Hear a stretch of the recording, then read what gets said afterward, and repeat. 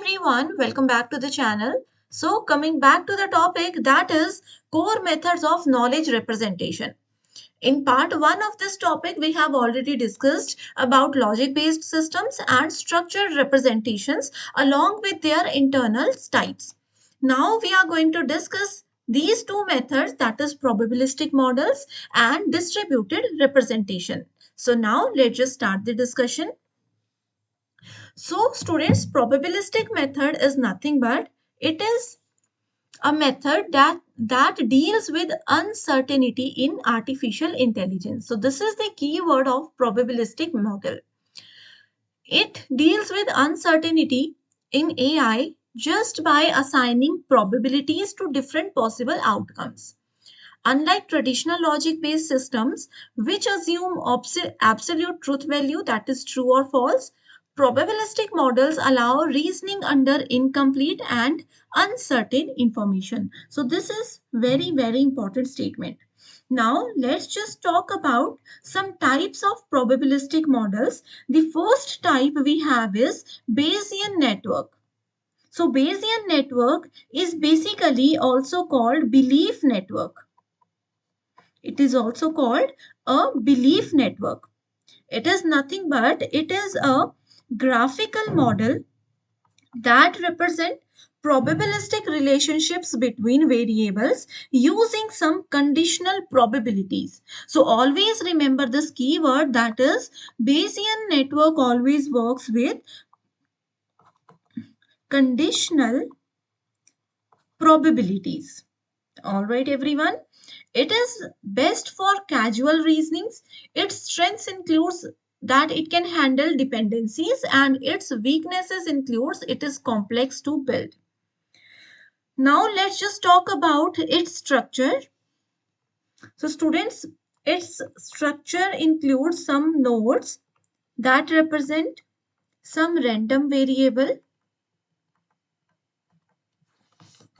Its structure also includes some edges that represents dependency, that is cause and effect relationship. Also, it includes conditional probability table. That is CPT. Clear, everyone? So this CPT defines the probability of a node given its parent nodes. Now let's just take an example. Example I am taking here is medical diagnosis. For example, flu. Flu causes fever. Clear? So here CPT means P, probability of fever depends on flu. Clear? So this is how you can make use of nodes, edges and conditional probability model in Bayesian networks. We have discussed one strength here, that is it can handle dependencies. One more strength can be it handles causality. It handles causality and inference well. It is also efficient for reasoning under uncertainty. Reasoning under uncertainty is the major property of Bayesian network. Another type we have is hidden Markov model. So students, what is hidden Markov model? So hidden Markov model is basically best for time series data. Its strengths include it is good for sequential problems, and its weakness include it assumes Markov properties. So hidden Markov model, it is a sequential probabilistic model where the current state depends on the previous state. That's why we say it is best for time series data. Its current state always depends on its previous state. For example, speech recognition.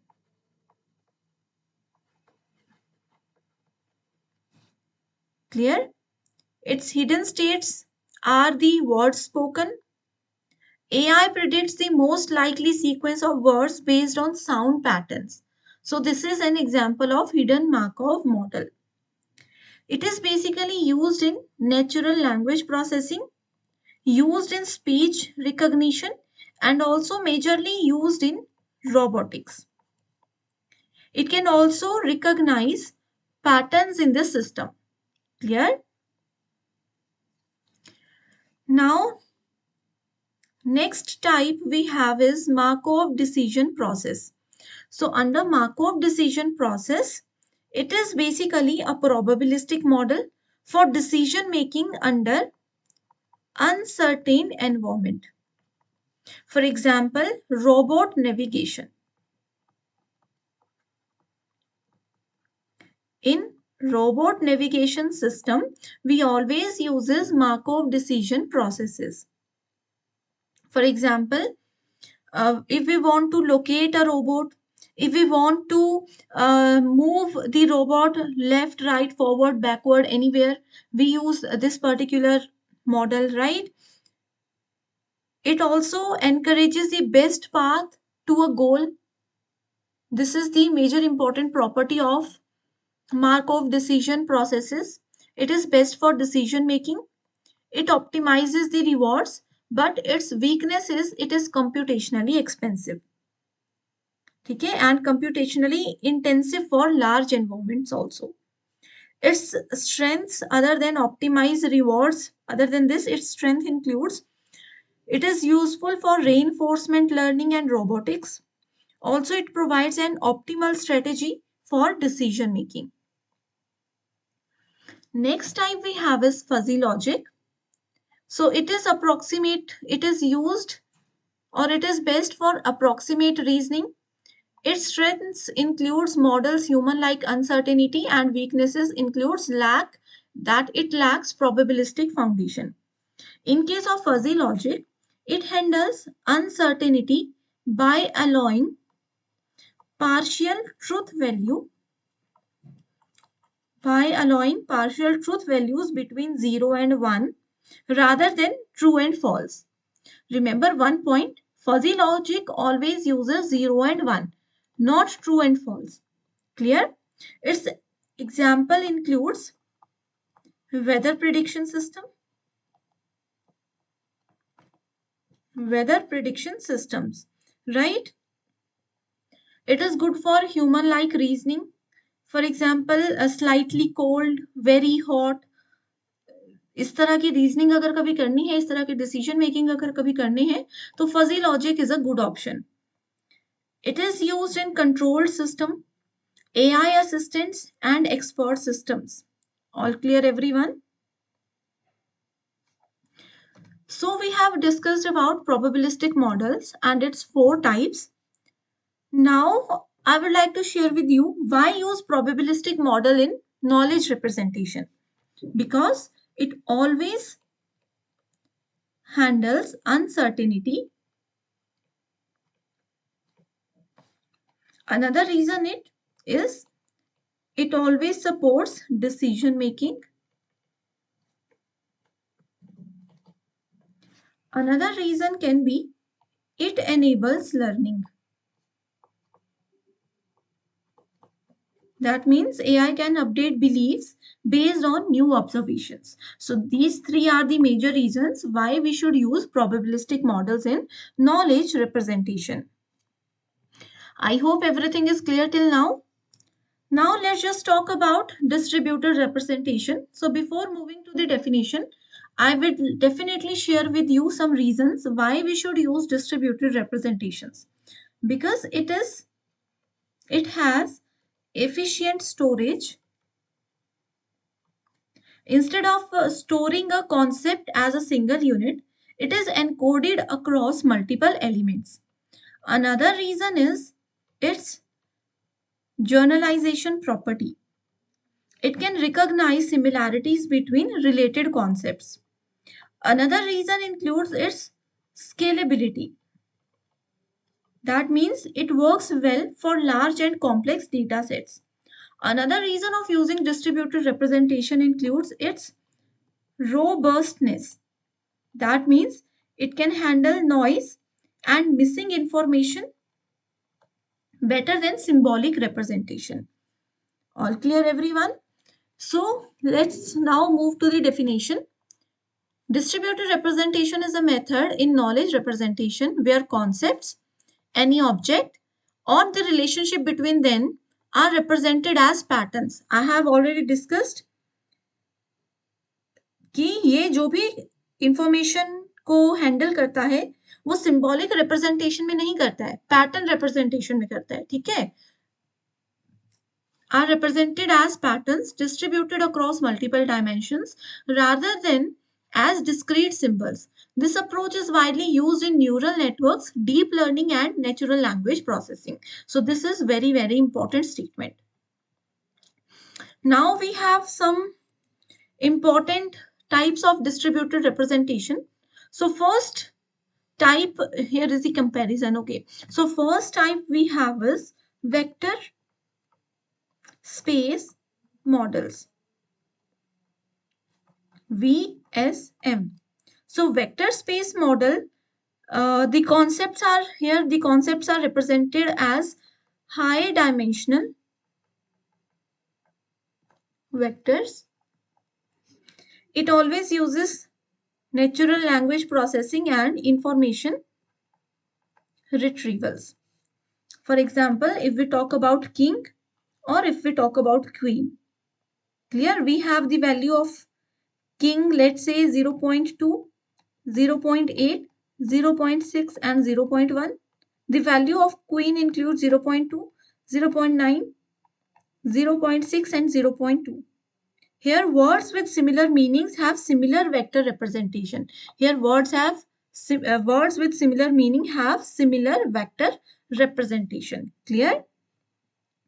Applications of vector space model includes its latent semantic analysis for topic models basically. Another type we have is semantic memory.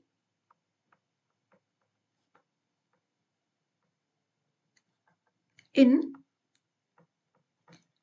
connectionist model. This particular model stores knowledge as a distributed pattern. It stores knowledge as a distributed pattern across a neural network, and it is used in cognitive AI models to simulate human-like reasoning. In this type of model, AI systems mimicking human memory and learning.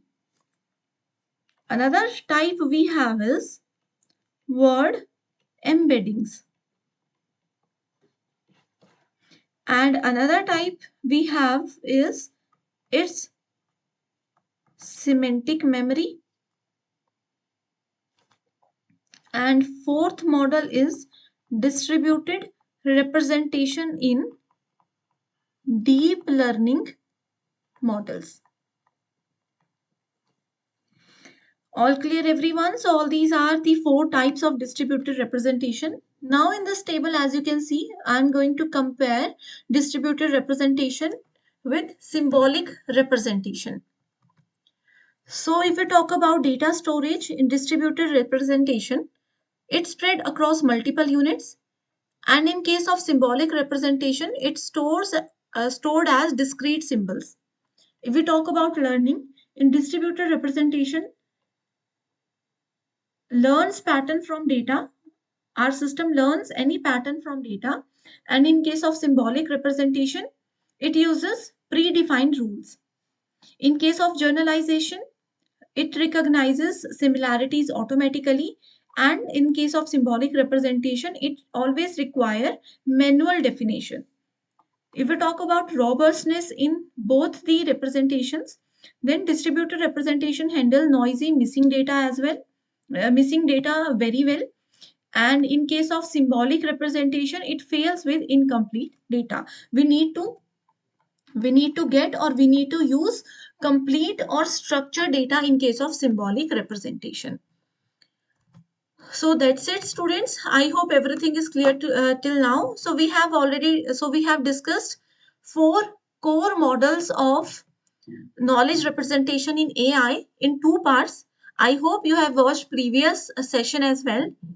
Link is available in the description box. So thank you so much and all the very best.